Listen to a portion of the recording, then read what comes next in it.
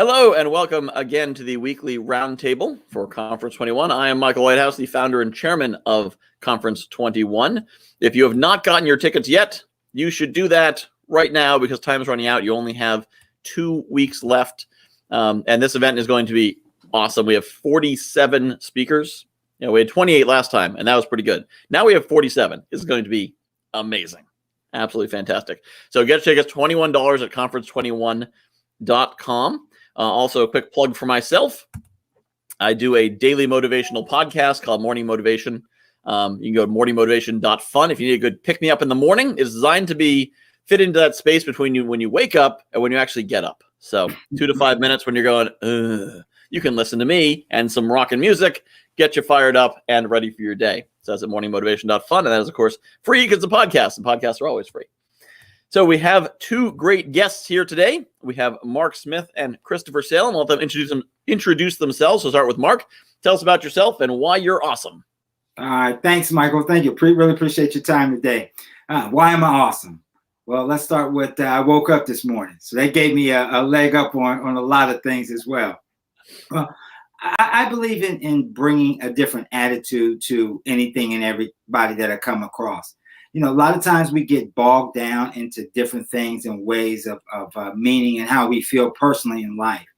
And I'm the type of individuals that I want to share a different outlook and help redirect individuals' thinking. It's so easy with the way COVID is and the day-to-day, I want to say, banter that we hear on the news all the time. It's all surrounded with negativity. And it's so important that we take that negativity and splice it down into where it should be. And that's truly isolated away from what we need to do. Because, again, we become our worst enemy. So I'm truly passionate about helping individuals truly find that there is a positivity. There is something that they truly have an opportunity to look forward to. And I'm so proud to be able to share that with men and women, not only in the Baltimore, D.C. region, but all across the country. So, again, I am awesome and humbled to be able to do that. Awesome. Well, glad to have you here. I am humbled to have you on the show. And Christopher, tell us a bit about yourself and what makes you awesome. Well, thank you. Well, first of all, I love what Mark said, getting up in the morning, because that's what it is, when you can get up and have a daily routine. So I get up every morning at 4:15. I make my bed. I meditate. I journal. I work out. I come back, eat breakfast, shower, and then I read, review my goals, and start my day. Do that 7 days a week. And that took me a while to get into a groove to really, truly believe in myself. And this goes back 21 years ago. So what makes a person awesome and why I look at myself as awesome is that I can believe in myself. And when I can believe in myself, I can fill my own cup interdependently and now show up each and every day to be my best, not to be the best, but to be my best. And to be your best means that you're doing everything you can within your control and what you know and maximizing it in the moment and letting go of everything else. And if I can show up and be the example and be resourceful for others to do the same, then I can look at myself to say that I showed up to be awesome today. So I really love what Mark said of getting up in the morning, because it's so, so true. In terms of things that I do, I'm a happily married man to my wife, Maria. I have a 13-year-old son who I'm very dedicated to his daily activities in sports. I'll be at his baseball practice later today and games this weekend. And I'm an executive coach to both individual executives, entrepreneurs, as well as corporations. And I help individuals to overcome their limiting beliefs, to build their success foundations from a higher level of confidence, and then to teach them how to become trusted advisors and influencers in why they do what they do versus what they do, to connect and be more compelling to their audiences. And then with corporations, I help them to build interdependent work environments using a growth mindset and core values as the foundation. And then we facilitate that through active listening, effective communication, and transparent leadership principles. I've also trained corporations, companies, work with EAPs, and I've been a professional speaker for 21 years. And also I have a radio show, Sustainable Success, on the Voice America Influencers channel, and written an international best-selling book called Master Your Inner Critic, Resolve the Root Cause, Create Prosperity. Nice.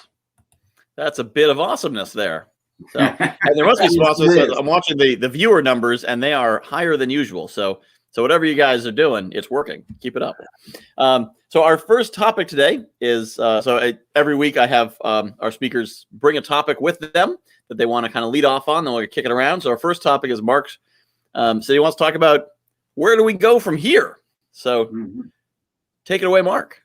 Thank you again, Michael. I started, I would say, back in 2019, where I, like a lot of people, went through some things that are challenging. We've seen unemployment rates skyrocket over the last year, but honestly, they've been climbing for quite a bit of time. And I started with something simple that I wrote about, as well as I have a bi-weekly radio show on Star 107 FM called The Process. And I started beginning to formulate something that was deep into me, and that was called The Process. And inside The Process, I looked at a couple things. I looked at, you have to start somewhere. So I began with a foundation. Then something happened. Something happened that all of us know oh so well, and we're still reeling from, and that's the pandemic, which was March of 2020. And that became, to me, a great opportunity to reassess and do what I like to tell a lot of individuals to do is it gave you time to take a true self-assessment. Decide where you want to go, because the playing field became level then.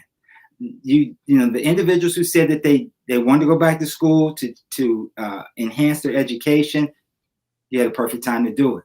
Individuals said they wanted to work on their craft and be better men, better fathers, better mothers, better brothers, better sons, better daughters. You had time. You had nothing but time. See, that variable was eliminated. So as we began to evolve through all of that, there's certain challenges that all of us had to accomplish and go through. So I began to formulate again my third series in The Process, which is where do we go from here? And it starts back at where I said at the very beginning, the mirror. Every morning we wake up and we look in our mirror. And from that point, we have the opportunity to decide. See, a lot of people don't remember that you can choose to be happy. You can choose to be sad. It is totally up to you. But what is factual is there's three things that we control from the very moment that we wake up.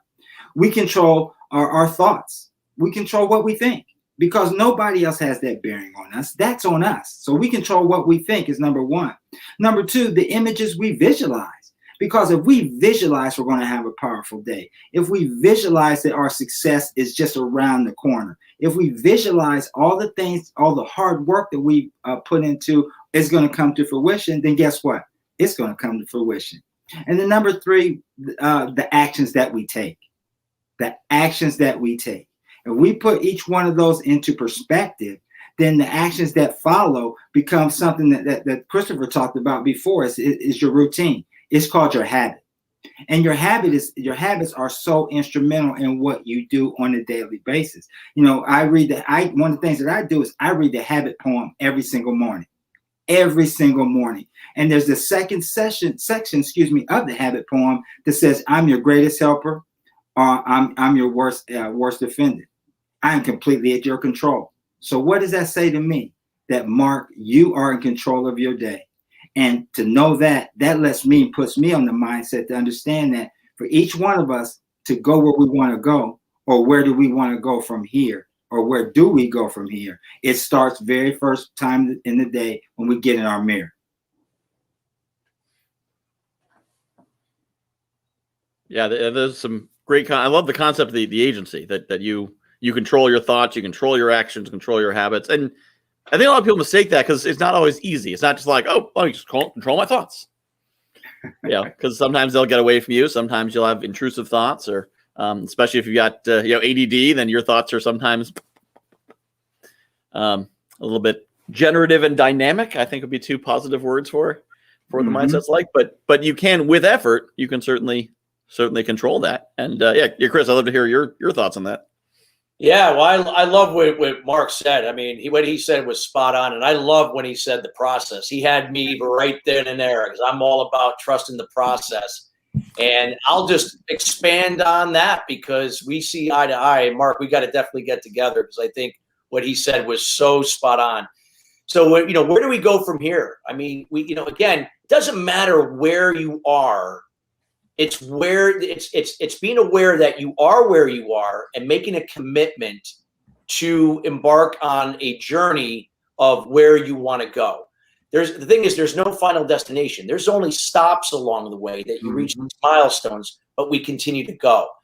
So one of the things that we have to be able to look at where you are and where you want to go is we have to change our way of thinking. Too many people have been conditioned to think in a fixed mindset. That is in the past and the future. So what does that mean when we're operating in the past and the future? Well, we're operating in fear-based thinking. That's what happens. When you are not in the moment, you are operating from fear, because fear is reduced in the moment. When you are in this moment, doesn't matter what's going on around you, that for even that second or two, that fear is reduced to a very low level. So it's changing the way we think. And how we change the way we think is we first got to get rid of the things that have been limiting us. And those are limiting beliefs. And limiting beliefs go back to our childhood. They're formed during our child development years. And oftentimes they're things that we pick up from our parents, usually one parent over the other, that can impact us either in a positive or negative way. But in the case if it's negative, then it can have a huge impact on how it affects our level of self-esteem, confidence, how it shows up in our communication with ourselves, with other people, being codependent versus interdependent, the ability to make decisions, to take risks, follow through, and so on. So if we're going to shift our way of thinking from a fixed-based to a growth mindset in the moment, it's best that we begin to learn how to get to the root cause of those limiting beliefs. So I'll give you an example of mine. My main limiting belief was the need for validation. Why did I have a strong need for validation? Because I didn't get it growing up. I grew up in a codependent home where, again, I learned that perfectionism was the only way to get ahead, that if you weren't perfect, then it wasn't good enough. So with that being said, my father grew up poor. So when his goal in life was to make a lot of money, that meant making sacrifices. So my father was rarely around. And when he was emotionally checked out. So as a boy growing up, I was constantly seeking this validation to conform to things so I could get that recognition from my father. And when I didn't get it, what happened? I went to seek it elsewhere. I sought it out in other people. Because I had this codependency now forming within me from the perfectionism from my mother's side, and again, that need for validation from my father's side, I began to develop communication and behavior that was passive and aggressive. Now, talk about confusing to someone. That is the most confusing there can be. Because when I was passive, I would go out of my way to please and enable you so that I would get that recognition or validation from you. That is codependent behavior, and it's exhausting. Not only for you, me in this case, but also for the other people. I would then be aggressive and place high expectations onto people. And when they went unfulfilled, guess what happened? I got angry and pointed the finger at you, and the universe and everything else because it wasn't my fault. That codependency began to affect my confidence, my self-esteem. It affected my relationships. So where we are now is to say, do we want to operate in the problem or do we want to operate in the solution? I made the choice 21 years ago when my father was dying of lung cancer at the age of 56. That was the wake-up call to say, I'm going to become just like my father because I've been looking for that validation for all these years. And I'm going to repeat those same patterns with my future kids. Thank God that never happened because I was able to make those changes and do the opposite with my son. And with that, been able to do where I am today. I wouldn't be the example in fulfilling my life's purpose had I not gone through that 30 years of struggle. So I'm blessed that I went through that because I wouldn't be to become, to do, to have different results.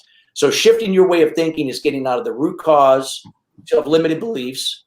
That is using meditation and journaling and other certain habits and disciplines, preferably early in the morning, that will help your subconscious mindset to reveal to the conscious mindset what is holding you back. When we can build a strong, solid foundation for ourselves, just like a beautiful home you build, you don't want to build it on a faulty foundation because it's not going to sustain itself. We got to build this foundation before we can create this life and this career and this difference we want to make in the world, to be an example, leave a legacy. by doing that. So I decided that I had to build that foundation. So I got out, I removed my limiting beliefs, replaced them with better habits and disciplines that became my new automatic pattern of thinking that shifted me from fixed to growth mindset, shifted me away from codependent behavior communication to interdependent communication behavior. And that over time allowed me to have a better relationship with myself, raised my level of confidence. I began to be resourceful in the example for others, not just pleasing and enabling. And then from there, that improved my ability to make decisions, trusting my intuition, to take calculated risks, and to follow through. So by being laser focused in the moment, not saying it's every day, but for the most part, allowed me to now look at challenges and setbacks as blessings because it was happening for me, not to me, to become even greater, to be the example for others to do the same. So for me, where you are now is where you are, but where you want to be, start right there and let's work on getting out of the problem into the solution. And what I just described doesn't just apply to just a person.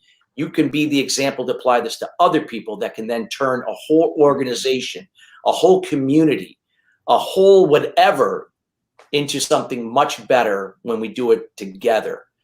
So that would be my input to that, to elaborate on all the great things that Mark shared and really set the stage for with this question. If I can kind of come back for a second. Yeah. What you said was spot on, Christopher. But I'm going to take it one more step deeper and break down a couple of things that you said, which add to where do we go from here. Is those that know me and heard when I speak about, I use acronyms, and I use acronyms not a lot because it allows individuals to truly recall. A lot of times, we as individuals, we hear something, and then we may journal it, we may write it down, which I do. So I truly understand the journaling aspect of it. But as I found that a lot of the individuals grasp something that they really, really hear when they hear an acronym. So, for example, you talked about growth, and you told your experiences of what you went through. And for me, growth it stands for gradual reminder. Obstacles will test hope.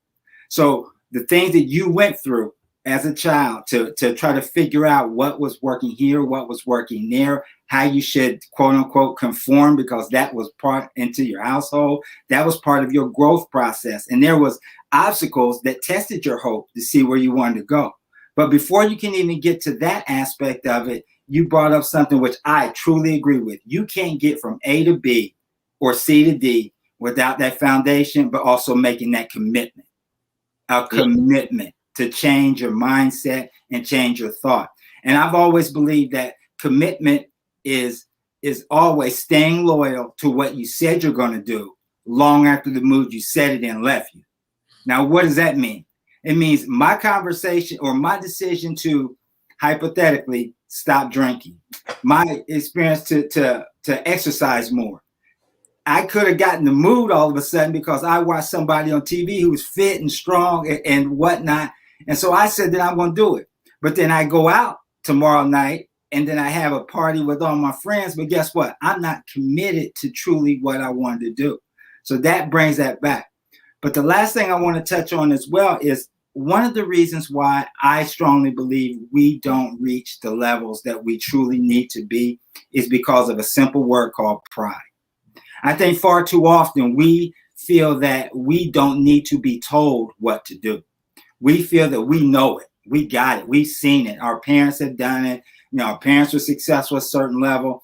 And I always circle back, again, being a person with acronyms, when I give speeches and I talk to individuals about pride, I break it the other way. To me, pride means please remember ignorance destroys everything. What does that mean? That means I got to come out. I have to open my mind. I have to take in and listen to everything that everybody else is saying before I can make an actual informed decision on truly what's right and what's wrong, instead of just relying on what I've been taught or conditioned inside my household. Because I agree. Those are some of the things that I have. I know the way or the things that my parents did. And I'm not a spring chicken. I got more years behind me than I do in front of me. So I know that some of those things actually work for that time frame, but I can't close my mind and be naive to realize that and have my pride stop me from excelling, or as I like to say, growing forward. So yeah, great analogies, great way to kind of cycle through. Where do we go from here? We truly have to take a self-assessment and figure out where those building blocks are, where we truly want to go, and understand that even though we may come up short a little bit, you don't come up short, you learn something. Yep. So what does that mean? It means the next time as you continue to push forward, you know that I don't need to step over here, I need to step here. And I met these resources here that are going to make sure that I don't step over here, and I'm going to go on the path. So yeah, great observations.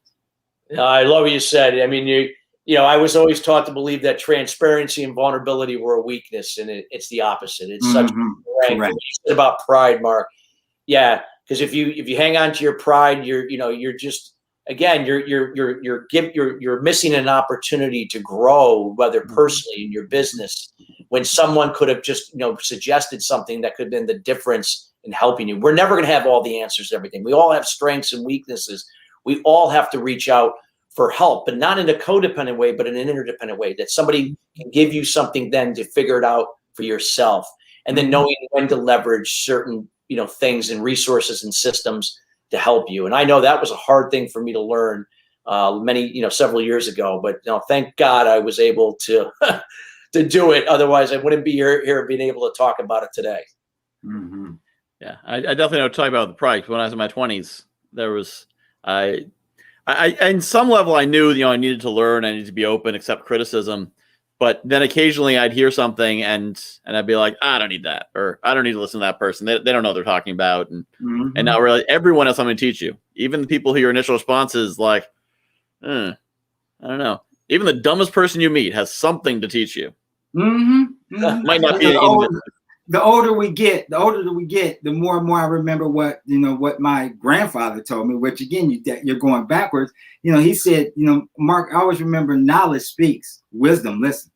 Yes. So I find myself more and more in the room, just like this environment. You take it back, you listen. You're listening. You're listening, because these are growth opportunities. No matter how old you get, you always want to continue to grow and grasp things, because again, you said it before, Christopher, we want to leave legacies. And that's what this is about.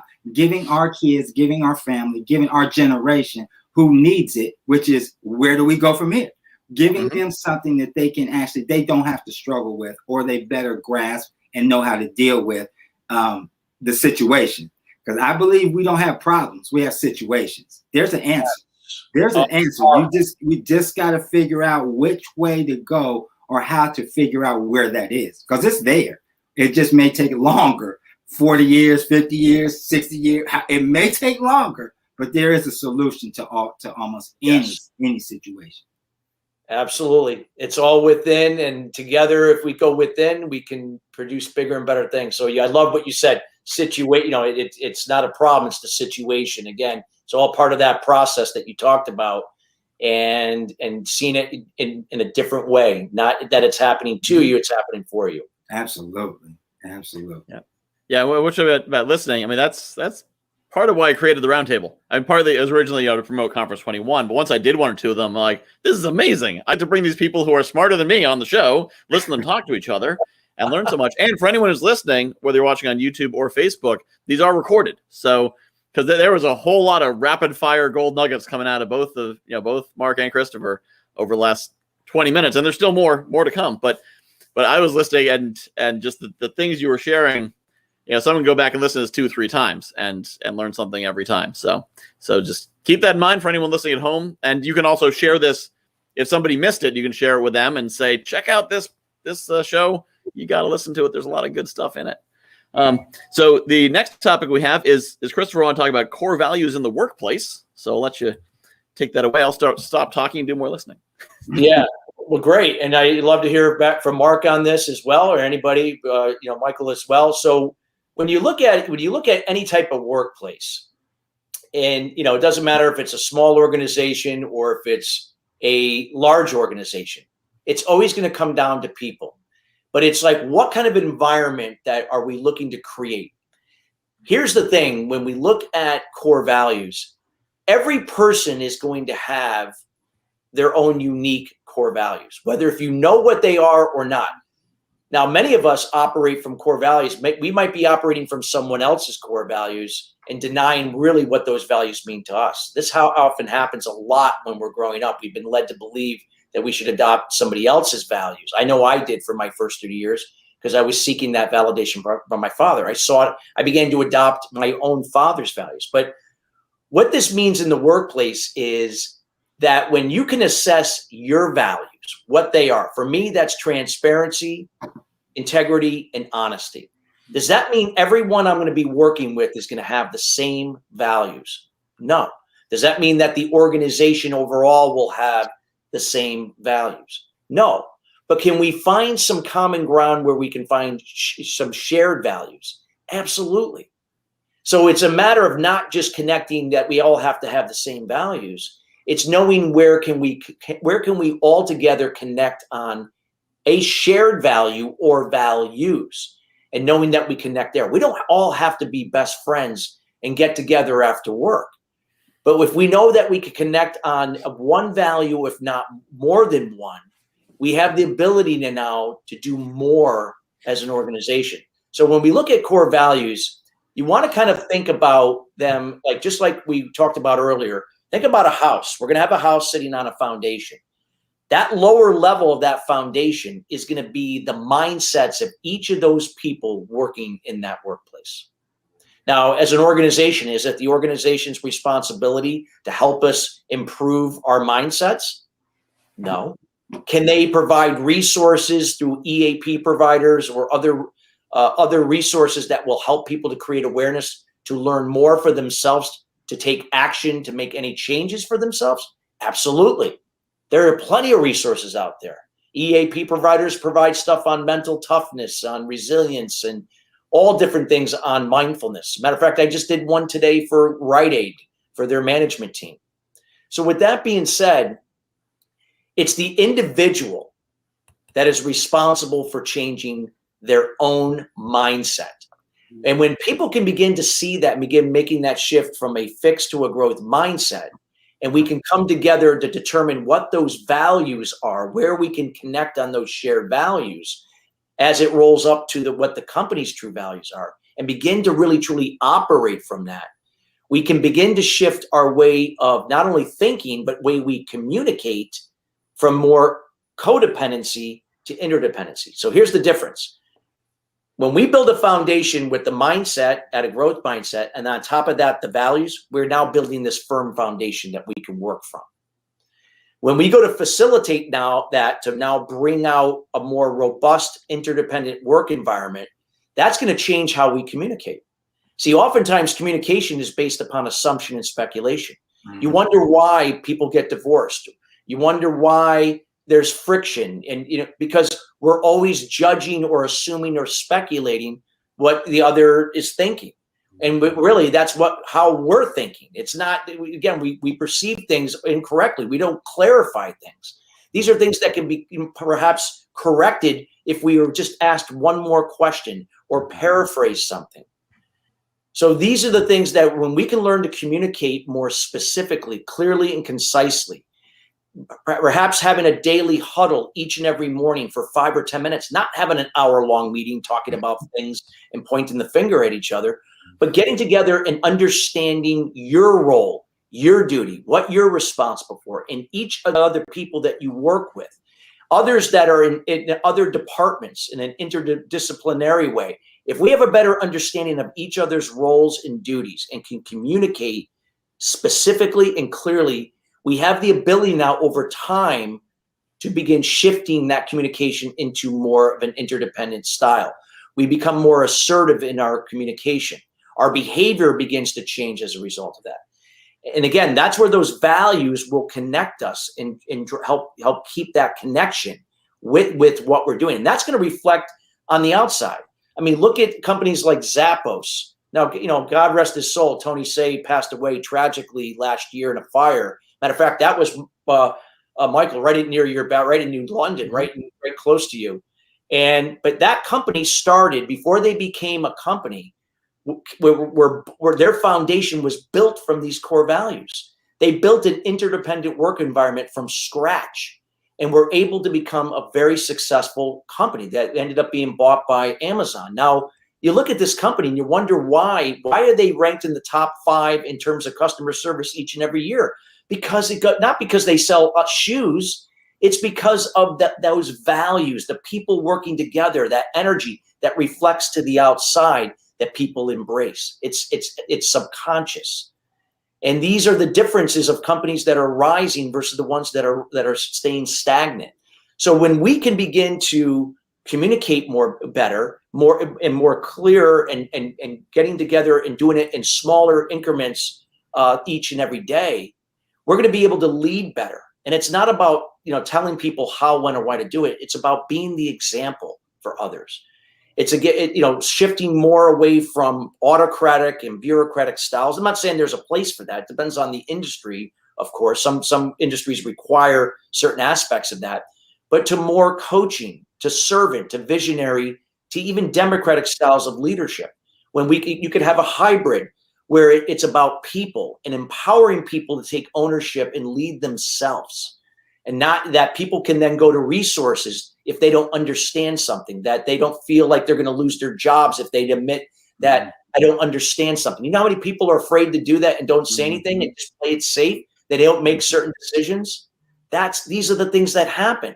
But when we can empower people to say it's okay to make a mistake and to learn from it and grow, to be innovative, be creative. Imagine we could do this in our schools. If we taught this in our schools, we could prepare our children to be even at higher levels of confidence to become future leaders in our businesses, in our communities. So do these things happen overnight? No. Does it take a long time? Yes. I'm just going to be realistic. But are these things possible? Absolutely. It just requires one person at a time to be that example, to be consistent in their role, in their duty, and being accountable in how they show up each and every day to communicate effectively, to listen, to relate and understand, to come from empathy and kindness, not pleasing and enabling, to be assertive, not passive and aggressive with their behavior and communication. That when we can make changes, we can impact other people over time to do the same. Some people may never get it, and that happens. But that doesn't mean that maybe they're cut out to be in that organization. With that being said, I've seen these shifts happen in small doses over time. Zappos has proved it. Other organizations have proved it. And these things are possible if companies commit to the process and that people are open to doing this for themselves. And when people can make that, to Mark's thing, but they can make that personal commitment and make an agreement to be responsible for the change in their own roles and duties in life and in their career to their job roles, and the company can make a commitment to investing in their people, creating resources that will allow people to go use them to help themselves and then help their teams come together, we can begin to leverage our strengths, offset our weaknesses, begin to implement systems and processes in between that will make things more efficient. And if we become more productive, we produce more revenue, we retain customers, we have higher retention. Now, I know it sounds all good what I'm saying, but these things are possible over time. We have the right KPIs in order we can begin to measure these things. And yes, there is a EQ component to all this. It's not all facts-based intellectual intelligence. There is an EQ component, but we got to trust this process that Mark emphasized early, that this is a process. Life is a process. Business is a process. It's changing, whether if you're changing with it or not. But we got to make that change individually. It's not waiting for someone to tell us that you got to change. We got to all take personal responsibilities, and no matter what we do in our lives, as a parent, as a spouse, a partner, a member in your community, a member in your church, in your role in your business or your job. And when we can do this, great things are possible at the interdependent level. And my mission is to help companies and organizations of all sizes to do that over time. They have to make a commitment to invest in the time, to value that time so they can manage it better, and begin to trust that process that they can make these changes over time and begin to build winning teams as a result of it. And so much of what you said is totally relevant in personal relationships too. Yes. I've been taking courses on relationship coaching and whatnot. Yeah. And there's there's the things you're saying about the mini communication. Instead of having a big conversation at once a month when everything boils over, if you can talk 5 minutes a day to check in, and have a place where you could admit weakness and admit, in so many places people are afraid to admit weakness, and it's that pride, which Mark talked about. That Mark talked about. Think about management. I mean, most managers have pride. They're not going to hire people better than them. Most of the winning organizations hire people that are better than them and more talented than them, and they develop them. They position them to leverage their strengths, not their weaknesses. But pride will get you every time. Yeah. You think about successful football teams. Most of the successful football teams. I'm going to use somebody that's right there in your backyard. Patriots. Bill Belichick. I'm just using him as an example. Bill Belichick didn't get to where he was overnight. He was surrounded by great coaches, great mentors above him. He hired other individuals who were stronger than him in their specific areas. Their areas to where he was weak, he brought somebody else in that knew it. And a lot of times you went back and you said something, which is I wrote about this at my very first podcast. I wrote something called AIR, and it wasn't your traditional AIR. It was AIRR, which was accountability, integrity, responsibility, and respect. And I think a lot of that has been lost inside of the employee as well as the employer. And they don't see eye to eye on so many different things. I mean, nobody is ignorant. We know you have to run a business. You have to have revenue. You have to drive revenue.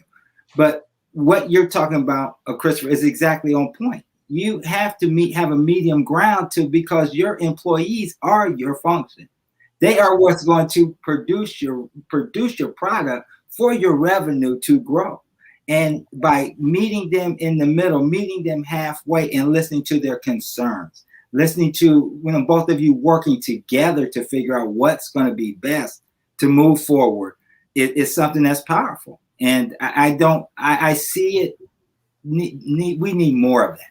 We need more of Christopher's coming into the DC, Maryland area, talking to employers, DC government. It's all government. Most everybody knows that. Walking to those facilities like that truly need to hear and have an example to listen to what you're saying and enact what you're saying. Because again, this is supposed to be the voice of the people. Yeah. We are supposed to be the voice of the people.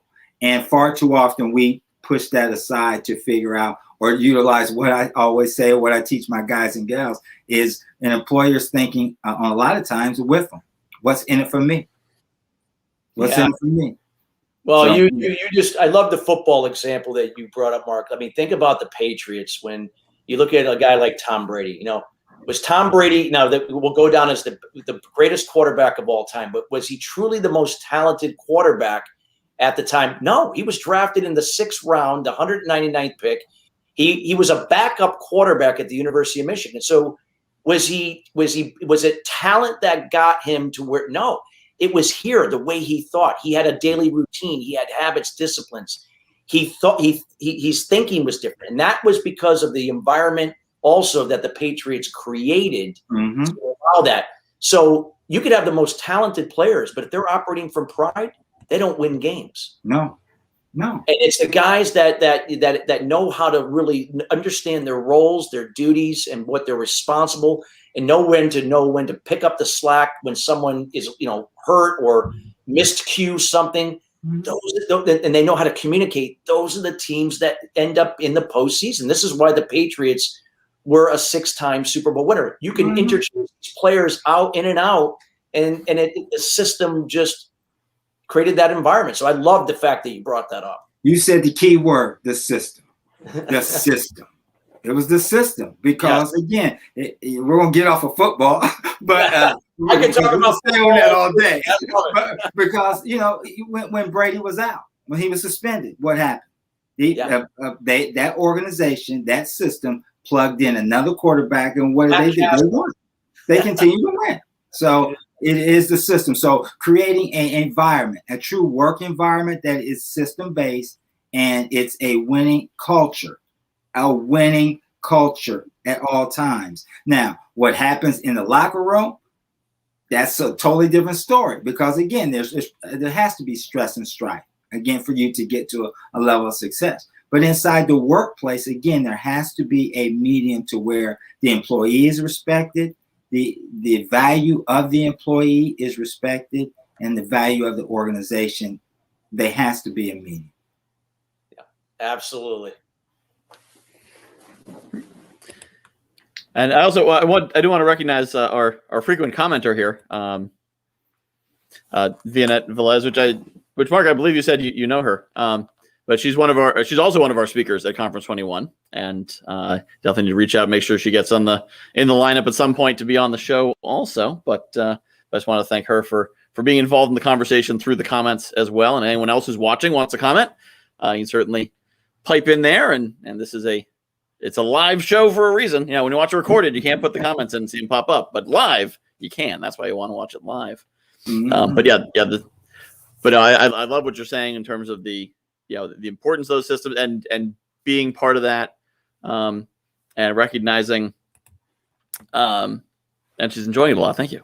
And recognizing how the power and bringing people together. And I remember when I was a manager in my younger years, I was told that, as a manager, you need to be smarter and better than everyone working for you, whether you are or not. You need to show that, because otherwise they won't respect you, which is ridiculous. And part of it wasn't a multi-level marketing company, but it was a high recruitment company, shall we say.